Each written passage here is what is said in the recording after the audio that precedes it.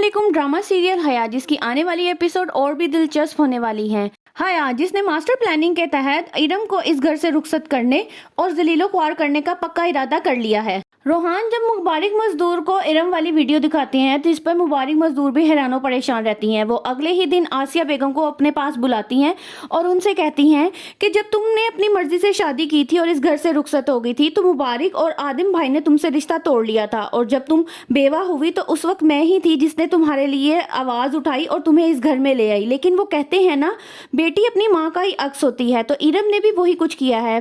पहले तो आसिया बेगम हैरान होती हैं, उन्हें कुछ समझ नहीं आ रही होती, लेकिन जब मुबारक मजदूर सब कुछ उन पर वाज़ह करती हैं तो वो परेशानी के आलम में वहां से चली जाती हैं और रोते हुए इरम को कहती हैं कि मुझे लगा था तुम मेरा सर कभी भी झुकने नहीं दोगी, और मैं शुरू से इस घर में बातें सुनने आई हूँ, लेकिन तुम मुझे आगे ऐसा कोई मौका नहीं दोगी। जिस पर इरम कहती है, अम्मी आखिर हुआ क्या, आप मुझे बताएं। जब आसिया बेगम सारी उसको बात बताती हैं तो इरम कहती है, अम्मी मेरा यकीन करें ये सारी सोची समझी किसी की प्लानिंग है। लेकिन आसिया बेगम उसकी कोई भी बात सुनने को तैयार नहीं होती। वो उसको कहती हैं, झूठी, तुम झूठ बोल रही हो, और उसके मुंह पर एक थप्पड़ मार देती हैं।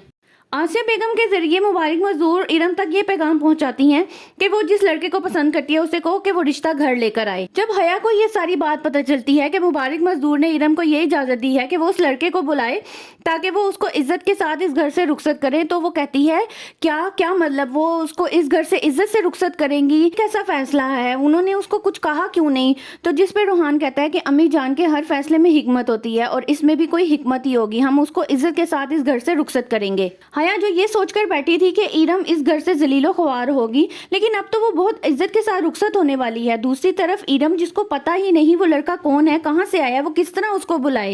एपिसोड में आप देखेंगे कि इरम जो कि चुप करके बैठने वालों में से नहीं है, वो अपने खिलाफ होने वाली साजिश के खिलाफ कोई ना कोई सबूत जरूर इकट्ठा करेगी और हया की इस चाल को मुकम्मल तौर पर नाकाम बना देगी, क्योंकि वो हया को सोनिया के साथ बात करते हुए देख लेती है और उसको थोड़ा सा शक हो जाता है कि इन दोनों की ही कोई प्लानिंग है। मजीद मालूमात जानने के लिए मेरी वीडियो को लाइक करें, चैनल को सब्सक्राइब करें और हाँ, बेल आइकन का बटन जरूर प्रेस कीजिएगा।